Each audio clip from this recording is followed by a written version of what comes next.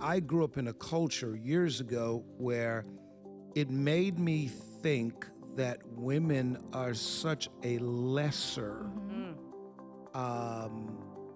group of people in the kingdom. Yeah. Because I heard women can't do this, shouldn't do this, shouldn't do that. But when you read the Word of God and you've discovered the role that women played, first of all, we would not be preaching the gospel today had it not been for women. From the beginning of creation, you find that a man was created. Watch this. I mean, this is amazing. God created Adam, right? And he created this beautiful universe for him, this earth, I should say, for him. He placed him on there. And God, not that it was a surprise to him, he looked and he realized the assignment he gave man could not be done without a woman. Welcome to today's episode. Ladies, this one is for you. Throughout history, God has raised up women to fulfill his plans and purposes in extraordinary ways. From the pages of the Bible to modern times, women have been called to lead, to inspire, and to bring about change. Today, we're going to explore the lives of biblical women who made a tremendous impact and connect their stories to women of our time who have carried the torch of faith and purpose. By the end of this episode, my hope is that you will feel empowered to step into your calling and maximize the gifts that God has placed within you. And speaking of maximize, our Maximize Your Potential Conference 2025 is right around the corner. So here's what I want you to do. I want you to take a look at this, and we'll be right back. Greater is he who is in you. And if you can't hear what's needed, you'll always be talking about what the other wants. Ain't nobody coming for what you got, because only you got what you got. When this got right, this got real right. Don't tell me what God can't do if you'll just obey his word in partnership. I'll give you the authority to speak to a mountain and not only tell it to move, but tell it where to go. If he did it before, he's going to do it again.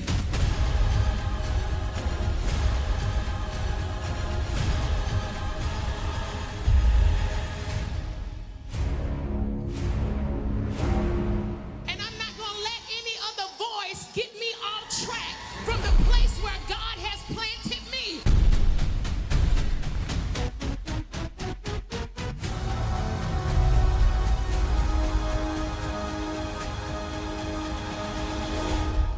Reload me.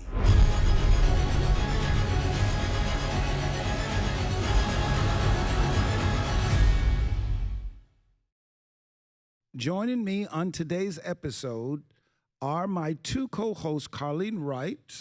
What's up, real ones? And then we've got Charlotte DeBone. Hey. Welcome back again, Charlotte. Thank She's you. become a regular now. She's a part of the family. I'm at home.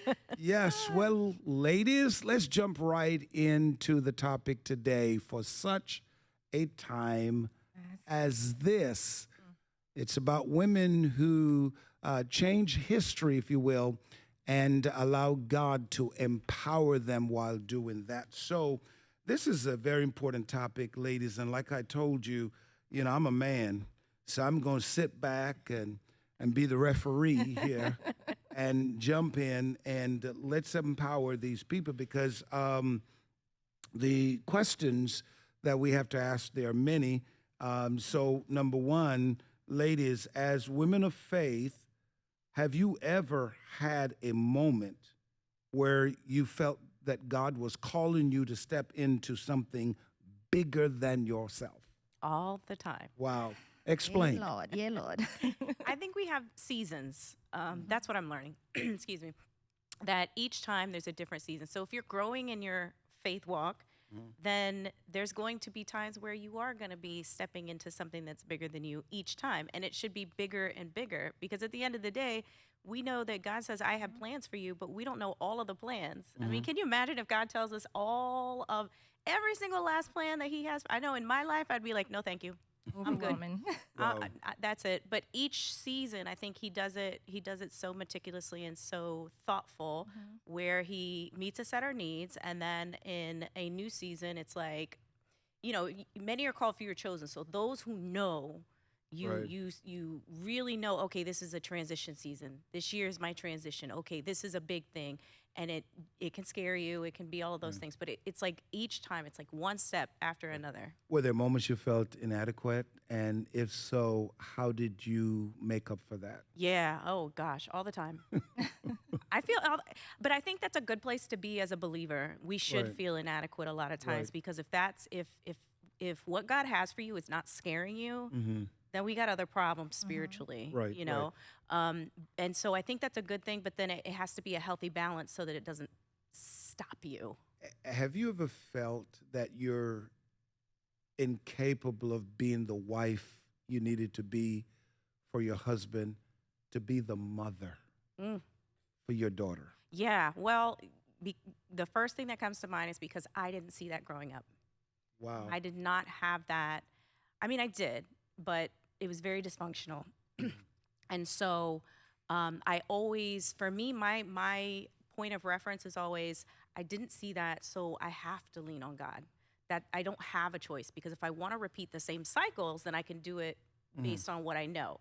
But if I want to do something different, then I need to really lean on God. Now, do I get it right all the time? Absolutely not. I'm sure my husband's going to have a whole different story, right?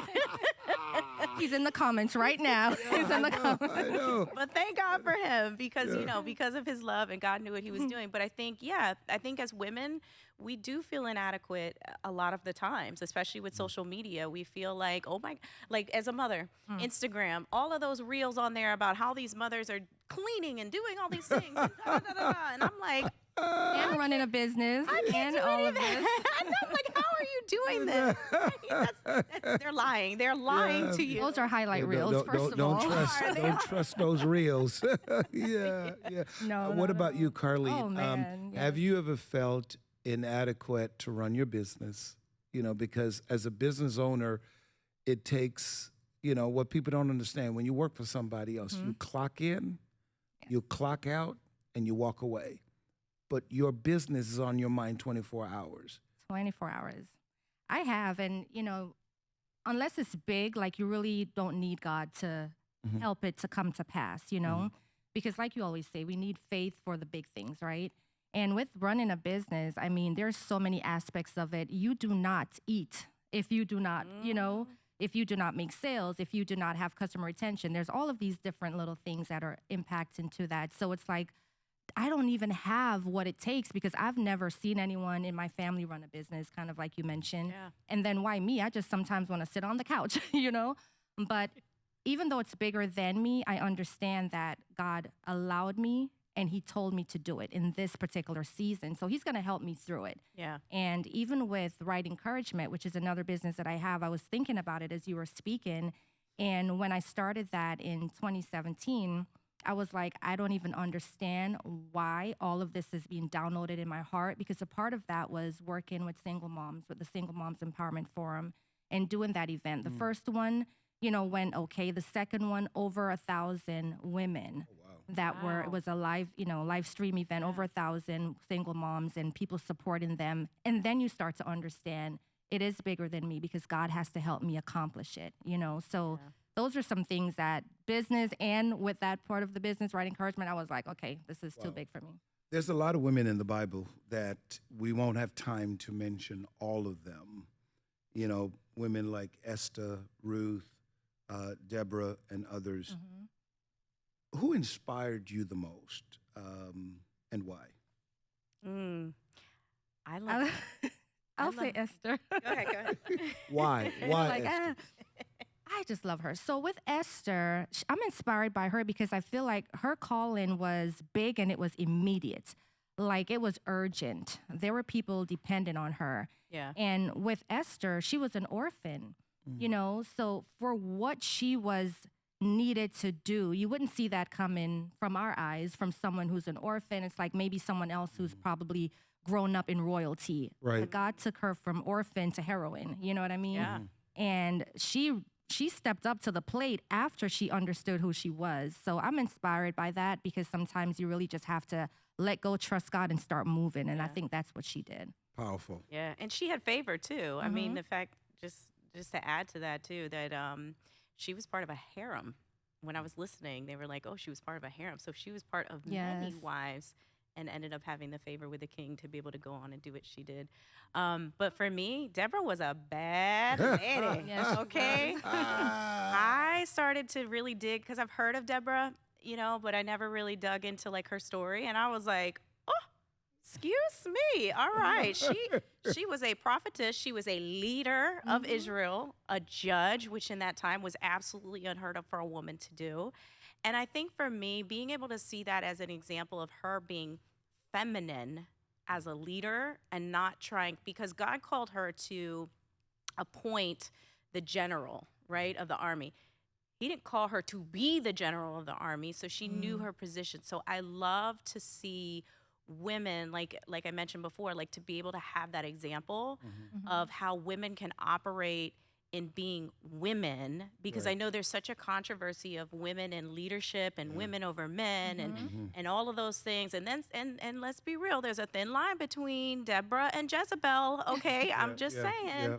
And so being able to see like the godly example of what that can look like and how to move through it, man, that story. And I love the fact that Deborah stayed in our femininity. Yes. You know, she knew her role professionally as a judge and when to cast judgment.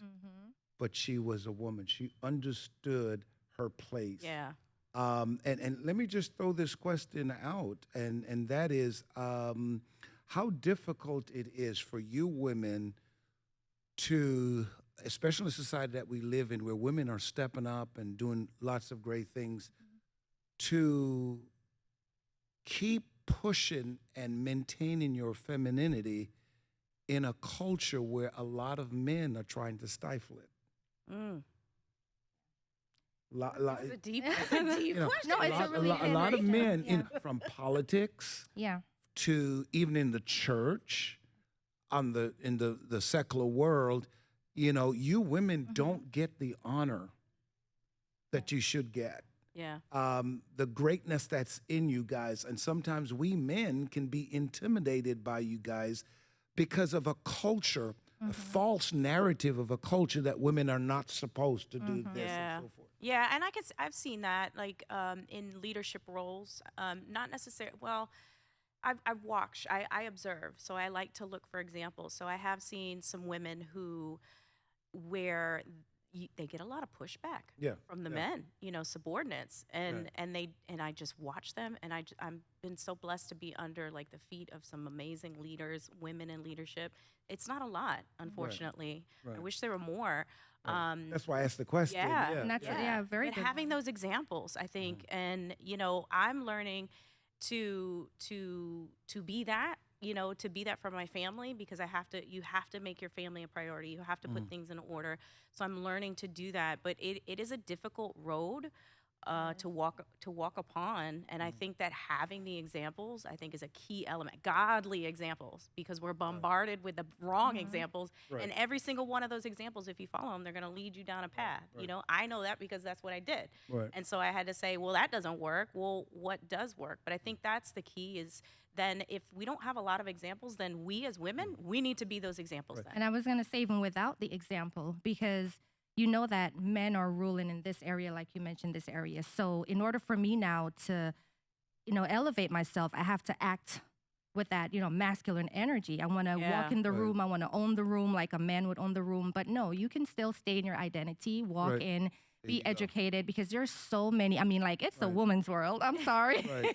Right. But there's so many women who are doing great things. I mean, our VP, you know, Kamala Harris, the opportunity and where she's gone. I mean, that's, you know, that's amazing, right? Right. You have to look at it what it is. So I think if we just know who we are, know we don't have to be like the men, but own it in our own way, on our own level, then we'll be able to accomplish just as much, but in our own way. And I love that. Own it in your own way. Yeah. You know, be women. Right. You know, and once you be the women that God has called you guys to be, you know, and owning the moment, and season it for such a time as this, because, I grew up in a culture years ago where it made me think that women are such a lesser, group of people in the kingdom. Yeah. Because I heard women can't do this, shouldn't do this, shouldn't do that. But when you read the Word of God and you've discovered the role that women played, first of all, we would not be preaching the gospel today had it not been for women. Mary, did you know, right? Let's just. I mean, just think about it. We just recently went through a season of Christmas, right? And women are all wrapped up into that. Even from the Old Testament, you had women who followed the obedience of the prophet of God. From the beginning of creation, you find that a man was created. Watch this. I mean, this is amazing. God created Adam, right? And he created this beautiful universe for him, this earth, I should say, for him. He placed him on there. And God, not that it was a surprise to him, he looked and he realized the assignment he gave man could not be done without a woman. No, Think about that. Yeah. Because think about it. God could just simply say, I don't need nobody else. Okay. If a woman was not created, first of all, there would only be one man on the planet. Terrible. We could just not. One man. You wouldn't have a multiplication of the human race. Yeah. Think about that. Yeah. It's one man. And then God decided, you know what? The assignment I put in Adam, he needs a woman to help him to complete it. And she stepped in and played her role. I love what God did. He created the man from the dust. Adam was not born through the womb of a woman. He created man from the dust. Then he said, the way I'm going to create this woman is completely different. I'm not going to create her from the dust because she's not equal. Wow. She's not equal. Wow. So he decided, watch this, he could have said, I'm going to create the woman from the palm trees, But it from would the wither. Animals. So he didn't. But he said, let me create her from something out of the man. Now, when you take one of your ribs out, that's painful. Painful. That's painful. Now, I'm not a doctor, so I don't know how much rib bones you've got, whatever. But I can tell you, I can speak in all of the sensible brothers. We are missing a part of us when you are not present. And that's why we're connected like that. Yeah. Because he took her out of him. Exactly. Exactly. I think it's beautiful to see men and women when they operate together, especially like in marriages, right? Because when they operate the way that God designed them to be, you have the man who is the leader, who is kind of the one in the front, who not always makes them all the decisions, but there are times where I'm like, honey, just make a decision, because I'll give you my opinion, but go ahead and make that go ahead and make that decision, and I'll follow. When on certain things. And then, I am more of the administrative one in the home. A lot of times, women are the ones that kind of, take care of the balancing of the checkbook or cleaning up the home and organizing the home. And so we have our roles, but they complement each other because we're working together. I love that. Complement each other. Yeah. It's not a competition, and it's not a thing for us to say, well, that's your job. That's my job. It should be our responsibility, using our own unique gifts To make it work. to make it work. Yeah. Let's dive right into these three parts, right? We're talking the first one, Charlotte, women in the Bible who made an impact, right?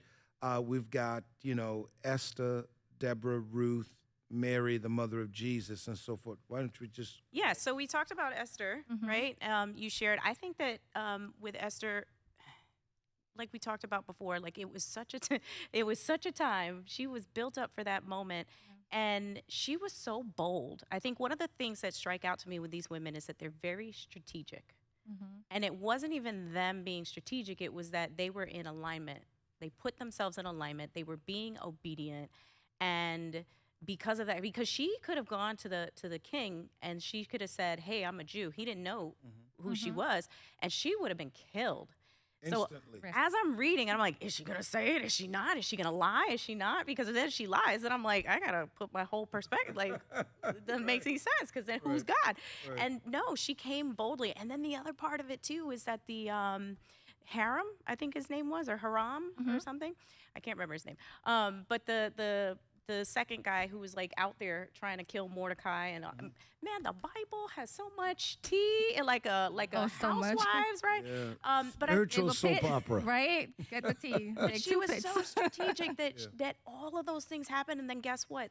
The king gave all of the power to Israel to do what they needed to do, because at the end of the day, God needed that to happen because she was in alignment. She was part of the lineage to bring forth Jesus, right? Yes. And with her, too, I think what's so important is she came to herself. Like, every time I read that book, I just keep seeing that happening to where she's asked a question. And I wrote down, I think it was Esther 4:14, where her uncle says, you know, could it be that you've come into the kingdom for such a time as this? Question mark. Because we always read it with a period, but it's a question mark. So she had to literally, like, answer that. And I think for us women, sometimes you really have to just accept your potential, accept who you are, accept that God is pulling you to this. He is calling you to this. And then from there, you're able to really see him work after you've said, okay, God, I'm here with you. I'm doing it, you know? Yeah. Yeah. Right. Yeah. And then we have Deborah. So we kind of already touched on Deborah. She was a leader, strategist, and a voice of encouragement for her people. But Ruth. Ruth, so every time we hear Ruth, Boaz, where's right? my Boaz? but Ruth is an interesting story too, because Ruth was a widow, right? And she had the choice because Naomi, her mother-in-law, was like, go. Yeah. She had two of them. It was Ruth and another young lady, and she goes, go. She left. The other one other left. lady She was "Peace, like, I'm out." "Please, I'm gone." Right? Because Naomi's like, I'm old. I can't give you The no other more kids. daughter-in-law, Right? she said, She was I ain't like- staying.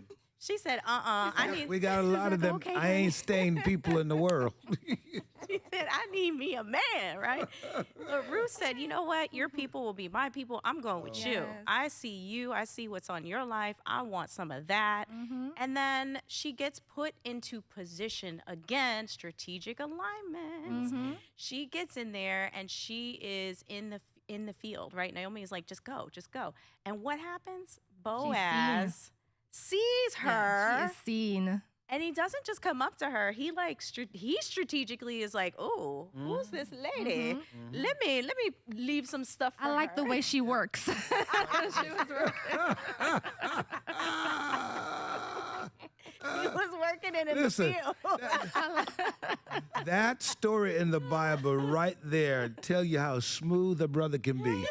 Man, we men are slick, man. What? He did. We know how to protect He set her up. our interest, man. I'm telling you.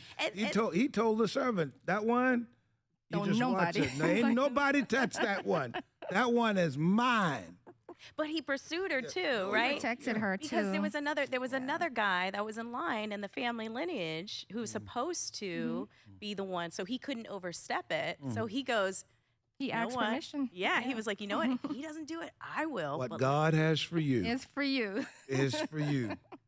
All right. But yeah, many so powerful women. so Ruth was amazing, right? That's another awesome book. And then we have Mary, the mother of Jesus, who, through her willingness to surrender to God's plan, brought forth the Savior Of the world. the world. Be it unto me, right? You know, every time I think about that story, you know, you got to have faith to believe it. Right? Yeah. You do. Oh my God.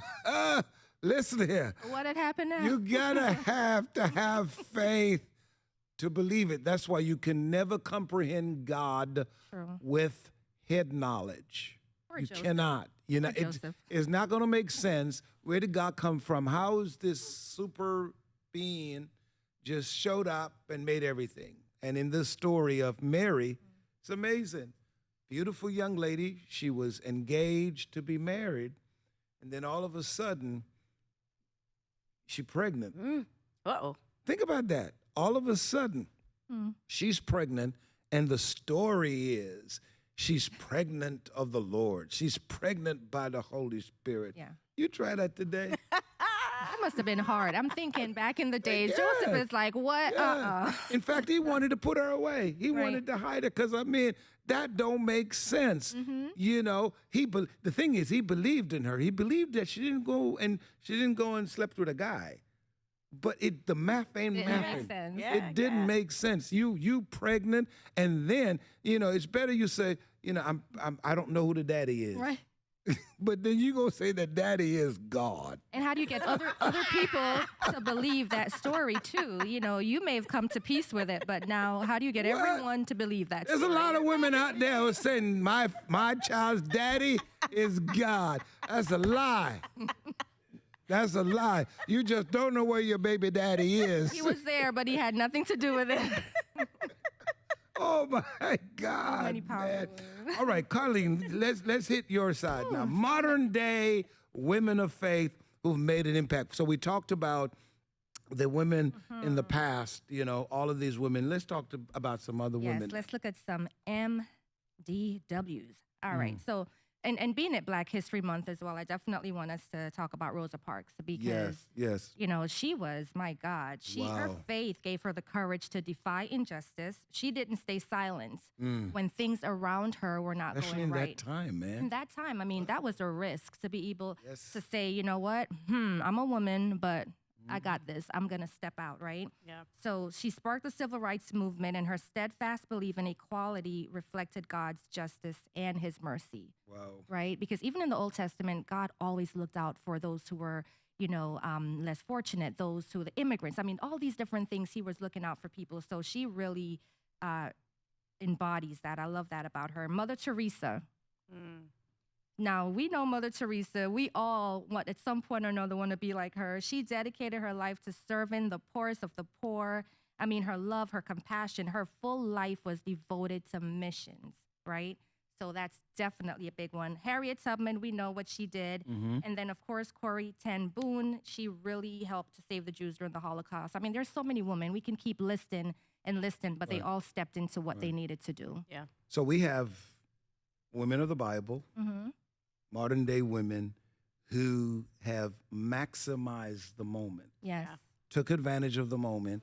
Like many of you women who are watching, this show was really dedicated to all of you to let you know that you're important to God. You play a role on the development of God's earth, and seize the moment. Use the women of the Bible as lessons on how to become that woman God has called you to be. Use all these women who've been in our time, you know, Rosa Parks, you know, stood up and believed in herself as a Black woman, number one, and as a woman, because back in those days, you know, to be Black was bad, and women did not have certain rights, right? And for her to do that, and then as Carlene, you know, Mother Teresa, you know, was so gifted, she could have done.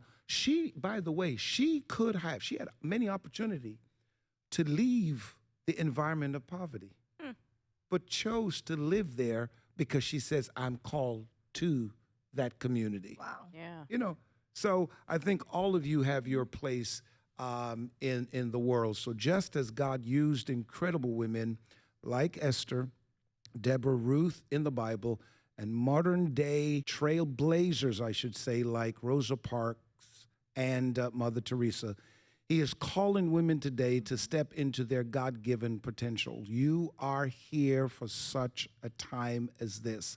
God has uniquely equipped you with gifts, talents, and purpose that only you, my friends, can fulfill. So I encourage you to take your calling seriously, maximize your potential, and allow God to use you in a mighty way to make a lasting impact. Now, this year's Max Conference will feature phenomenal women who I believe will allow God to work through them to leave a remarkable impression on all of you. We are honored to welcome the following women to the conference: Pastor Tasha Cobbs Leonard, and then we do have Kimberly Jones, you know her as Real Talk Kim, Dr. D.D. Freeman, Dr. Jackie Green, and Dr. Tracy Lynn. All of these women are going to be at the conference, and I pray that you'll register. I pray that their gifts will inspire and empower you. Don't miss this opportunity.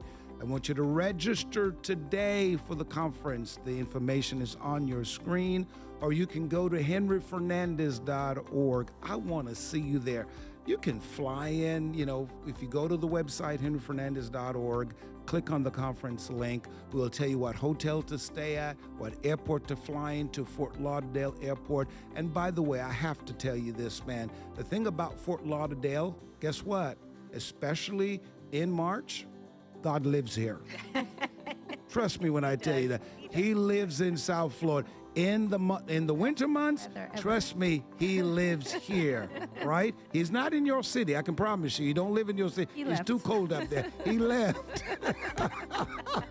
So get to the conference, man. We really want to see you here. Don't forget to like and make your comments, subscribe, and hit the notification bell. Also, donate. Please donate. For such a time as this, we need that donation to keep us going. We love you. On the behalf of my co-host, God bless you. We'll see you next time.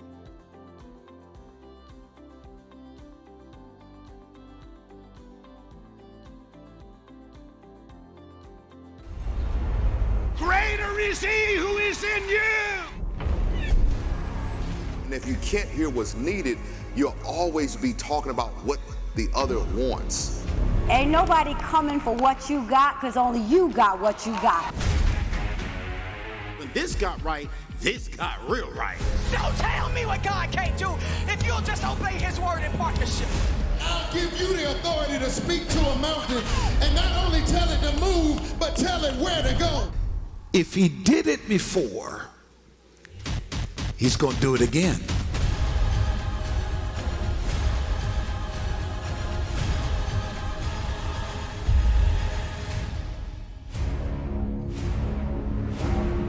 And I'm not going to let any other voice get me off track from the